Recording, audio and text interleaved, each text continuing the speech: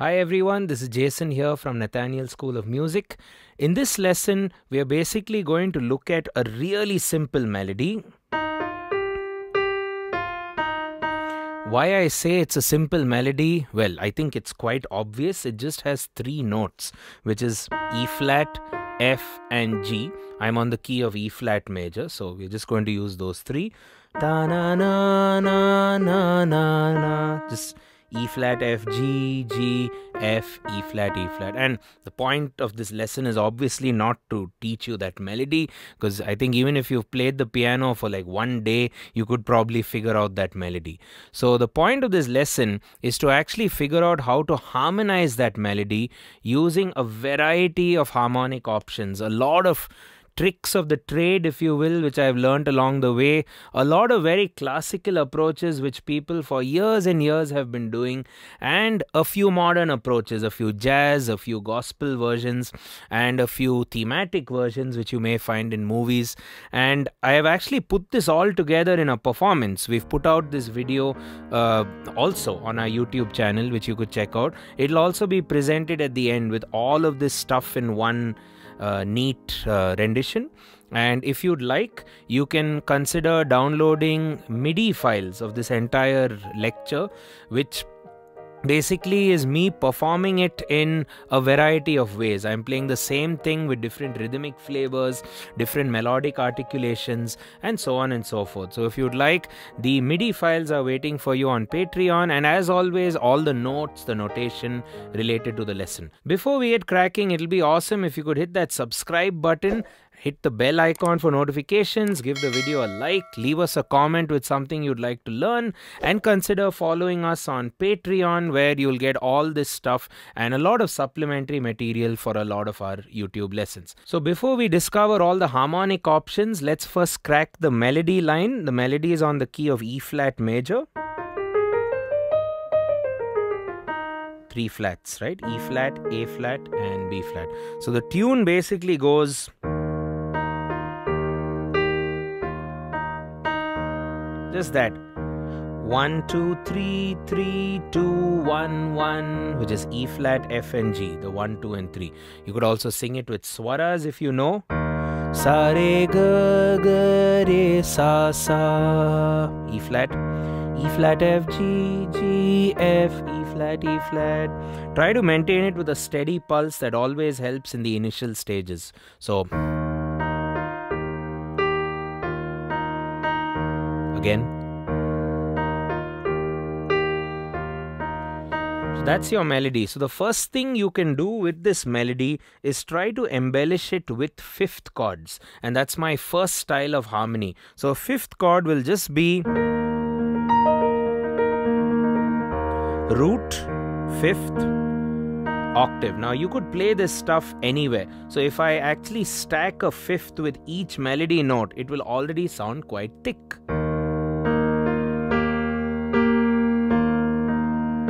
Which is 2 B flat. One more time. 2.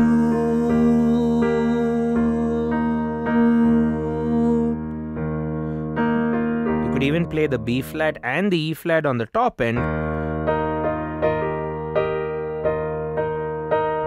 Build some nice arpeggios around that.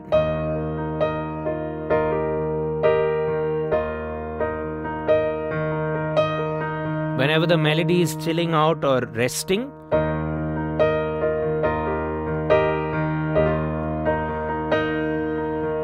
few articulations for the tune.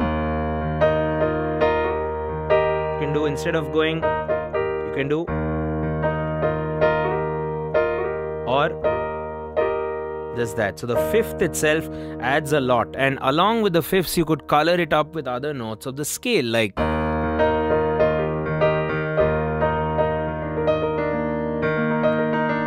do the seventh, the sixth, back to the fifth, fourth. If you can, otherwise,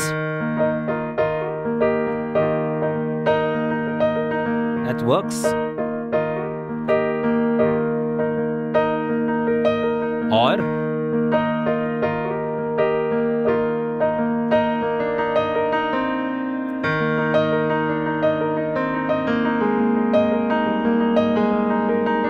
very folk-like.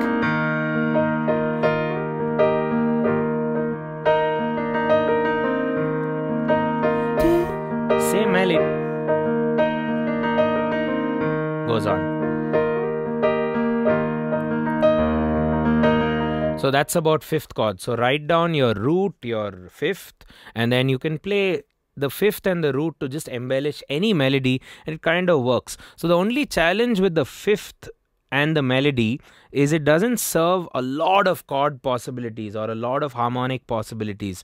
So what you then need to do is expand. So the next thing I would like to do with the melody, especially on a piano, is you can use thirds to make the melody a lot more thicker or a lot more richer. So if you take the tune,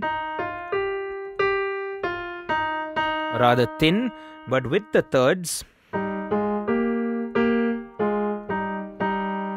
okay, that's what we also call as a tenor part in a choir context. So the upper third of E flat, which is G, is played in the bottom, and you go ta da da da ta da da. Quite cool. Da da da da dee dee dee. So that's E flat over G, F with A flat, G with B flat. These are also open thirds. I'm not doing. Now it kind of feels as though the melody has been taken over by the thirds. So instead of playing the third above the soprano or above the root, we play it lower.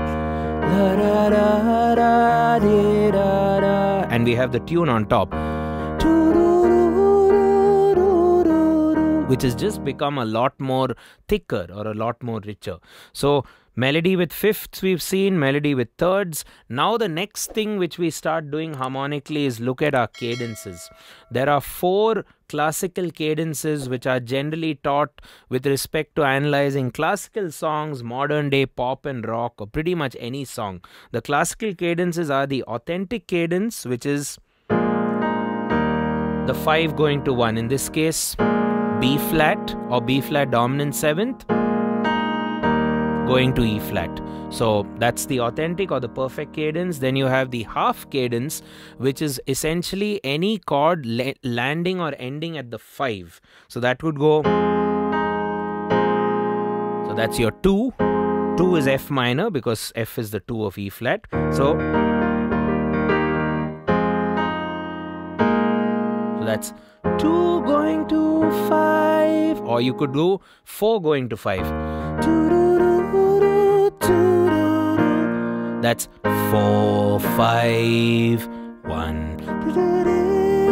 4, 5, 1. Okay, so that's your half cadences, 2 going to 5, 4 going to 5. You also have what we call as the deceptive cadence, which is 5. 5 going to 6. 6 is also the relative minor chord. So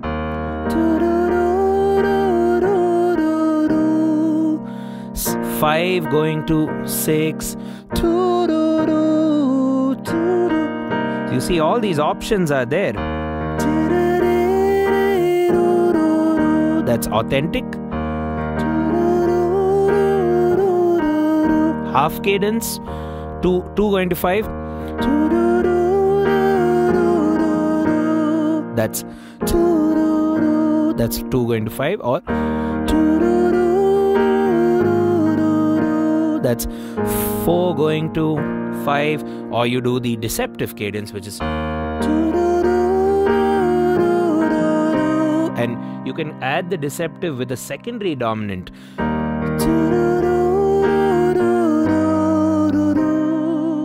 More on that later in the video. So don't miss the entire chapter. You need to watch this whole video. You're going to learn a lot of chord possibilities, probably all of which at least I know. So you need to watch the video till the very end, guys. There are a lot more chord possibilities coming your way. I've tried to exhaust my options at least with regards to this melody. There's one more classical cadence, a popular cadence called the Plagal cadence, which goes 4 going to 1. which is the that's your common church gospel amen cadence. Tum pum pa, 4 going to 1. But you could do a modification to the Plagal by going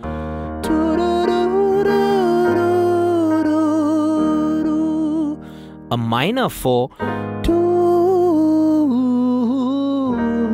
going to the 1. You could do that. So let's see how that sounds. Plagal, minor, minor, back to tonic. The normal Plagal is used a lot. The minor is a bit rare, but you're finding it used a lot more in modern music these days. Especially artists like Billie Eilish do that very often. Okay, so how do you actually play this on the piano? The basic way to do this is melody in the right hand, chords in the left hand. So try to get your cadences. Before you get the entire chord, you can play single notes, which are the roots of the chords, right? Root, back to tonic. Then you can build towards the actual chord. E flat again. Perfect. There. Another thing you could also do is, if you're a bit more advanced on the instrument, you can play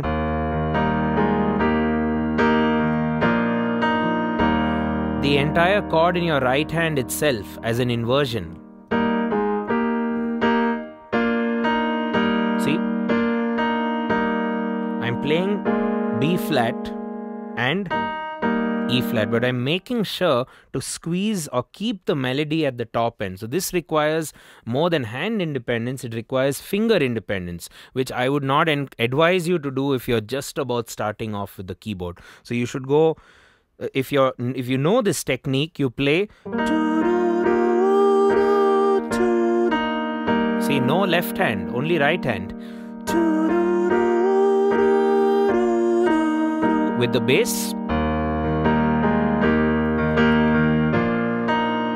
you can just cling on to the chord roots, and that allows you to play deeper as well. So 3 ways of playing the chord progression or the cadences. First, play single roots if you're very new. Get the roots of the cadence. Plagal,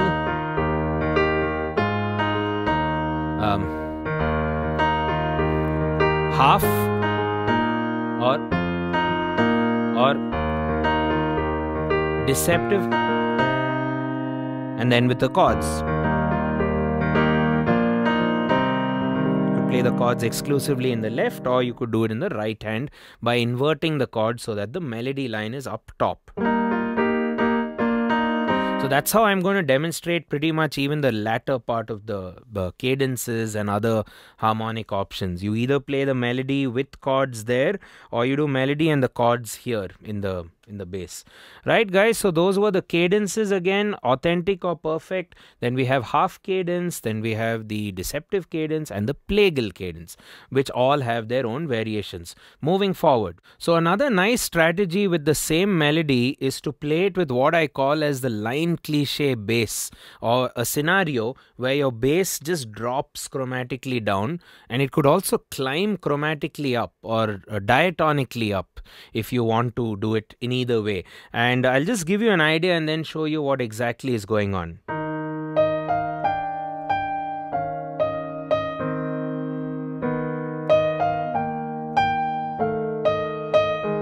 I'm just going to take the journey from E flat to A flat, okay? D, D flat, C, B, B, B flat, A flat. Now yes, these are actual chords. E flat, G minor with a D, you know, and then A flat over C. These are all actual triads or actual chords, but instead of actually thinking it that way, you could go just drop your bass. Now you could drop your bass with octaves down below.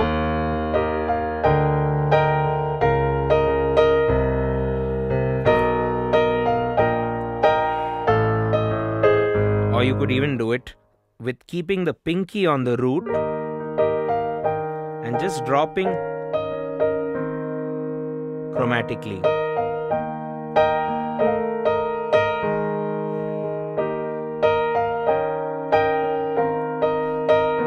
And you don't have to go fully chromatic, right? You can go, well, you can skip more here and there. Like,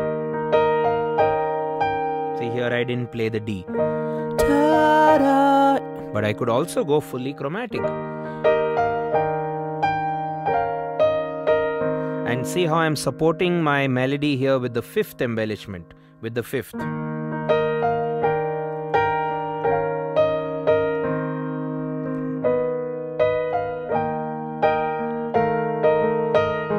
Okay, that's your line cliche drop, and then you can climb up. For example,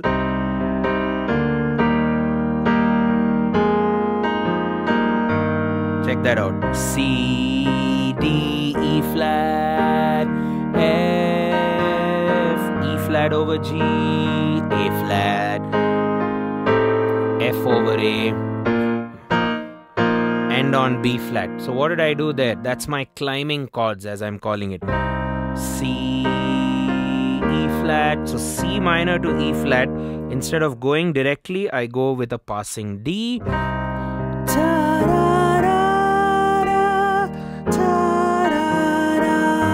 And then I climb further. C, D, E flat, F, G, which is actually E flat over G, A flat, A, B flat.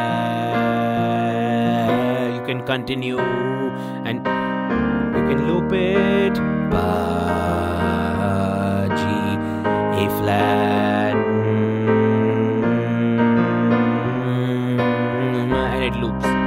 It's a very nice chromatic loop, isn't it? It just goes all over the place pretty much. The logic behind these connecting notes, guys, is the fact that they are all dominant chords. So C minor, that's B flat over D, but that resolves very well to E flat because B flat is a fifth of E flat. We've done a lot of videos on this. You should check out our lessons on the secondary dominant chord. A lot of these lessons will really help you with understanding how chords connect to the other. Okay, moving on. So that was about line cliches and climbing chords. Right, a couple more things before we sign off with the lesson. We have the idea of secondary dominant chords, which I was hinting at earlier. Secondary dominant chords could give you things like this, you know.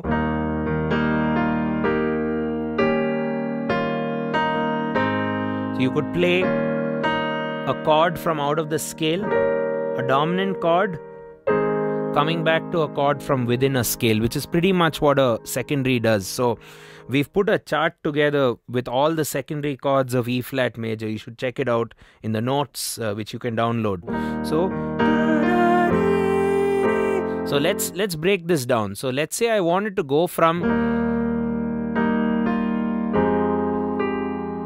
E flat to F minor. So what's the 5 of F minor? C going to F. So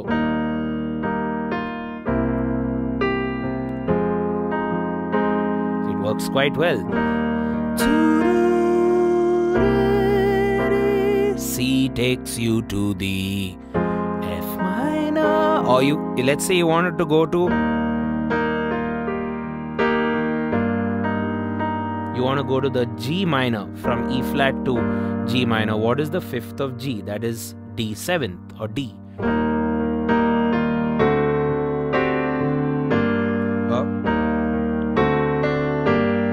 Right? You may have to change the melody ever so slightly in order to accommodate an F sharp there.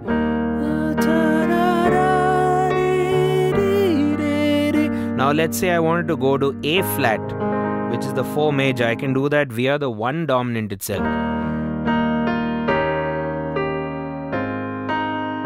So I took E flat major, E flat dominant, going to A flat. Now let's say I wanted to go to the B flat. What is the 5 of B flat? F. You need to know your intervals. That's the 5.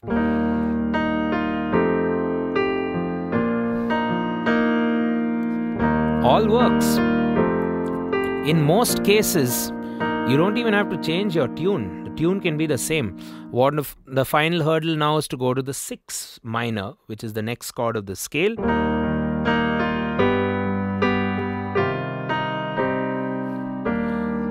Yeah, so you have the opportunity of going from anywhere from the tonic chord E flat major to any other diatonic chord. Diatonic means from the scale chord. So that is secondary dominance. I've explained this chapter really well using a bunch of videos on YouTube. More specifically, I've talked about Do a Deer, The Sound of Music Classic, and just the general theory has been explained all through the YouTube channel, so do go through that. Moving forward, guys, so the most popular chord progression of all time arguably is the 2-5-1 cadence or the 2-5-1 movement. So if you can find what the 2-5-1s are of your major key and the relative minor key and then superimpose it with the melody, of course, it's going to sound really, really awesome. So look at E flat. What is the 2?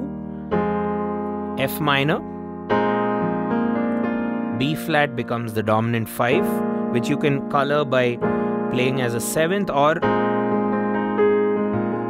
with this sort of jazz extension, which is A flat over B flat. This gives you a very 9 or 11 feel. So F minor,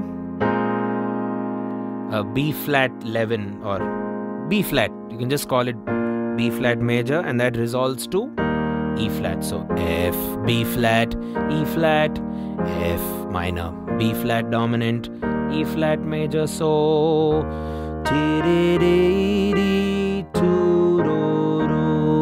you have to change it a bit fast because it's a quicker cadence.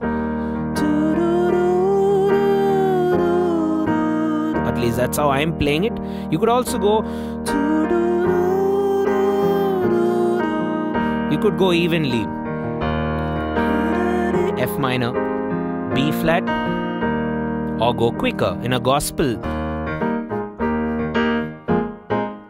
And I do a, I like that at the end because I have a gap.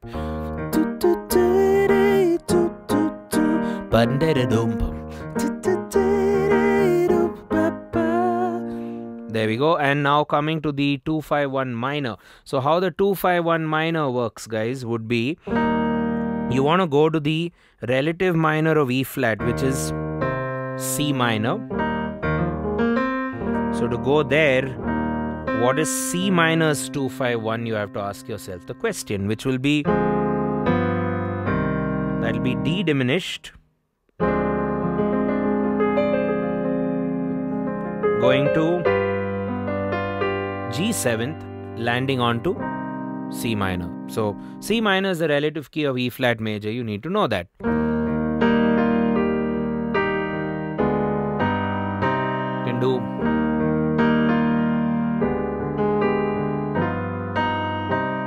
so E flat, diminished, dominant, minor. So for a minor 2-5-1, that's the deal. And you can always check out after you watch this lesson, I've done a detailed series on minor chord progressions where this is mentioned almost all the time.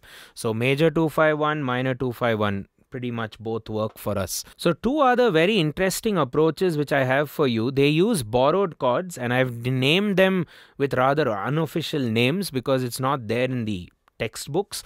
The brave cadence, which is the 3 flat going to 4 major. I'll explain this later. And the other one will be the epic cadence, which I call, that's a 6 flat, 7 flat going to the major. Now how it works here with the epic and the brave, they both use borrowed chords, you could argue, from the parallel minor key. So that would be E flat natural minor,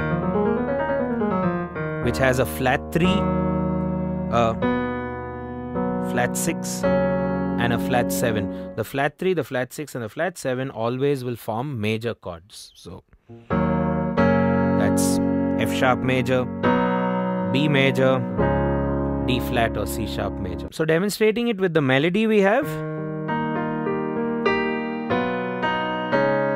that's your 6 flat B major, which creates a very Lydian sound because of the melody being F and then C sharp. It's a very nice add sound.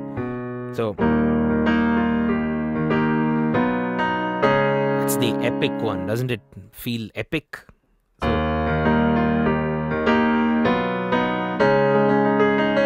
you can do a little lick there.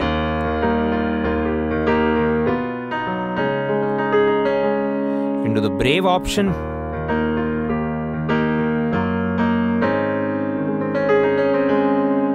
Very Sting. Sting uses this a lot. Na na na na na na na na na na na na do do do na na na na na na na. While I'm talking about this, I'm reminded of a video I've done on hybrid scales. Check that out.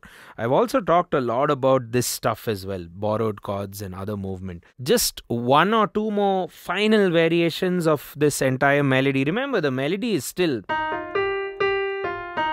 nothing much change. It's still that. The whole chapter we've been doing that. I'd like to leave you with a very modal cadence, something which reminds us of the Mixolydian scale or the Mixolydian mode. It would sound something like this. Very Beatles. That's a 7 flat, 4 major, 1. Very Mixolydian. So I call it the Mixo cadence, which is D flat, your 7 flat, A flat, which is the 4, and E flat, which is the 1. So there we go. Then we have the minor plagal, which I may have touched on earlier. That's your 4 minor.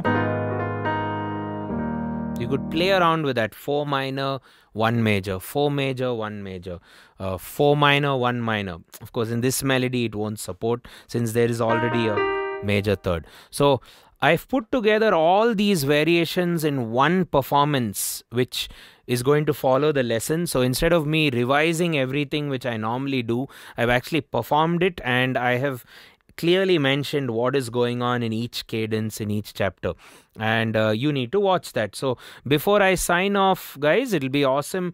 First of all, thanks for watching the video. Thanks for your continued support to our channel, and do give it a like, do give it a comment, do share the video with your friends, bring more folks onto the channel. It'll be awesome. You can also consider our website where we have more structured courses, or the YouTube join button, which also gives you more structured learning. Patreon is always there to supplement the YouTube lessons with my handwritten notes, MIDI files, and whatever is needed to supplement the lessons. You just have to search for the video on Patreon, or the link will be in the description, and a lot of additional learnings can be found in the description and on our website as well. All the videos have been laid out neatly. Thanks again for watching. See you in the next one, and here's the performance. Watch it and then go.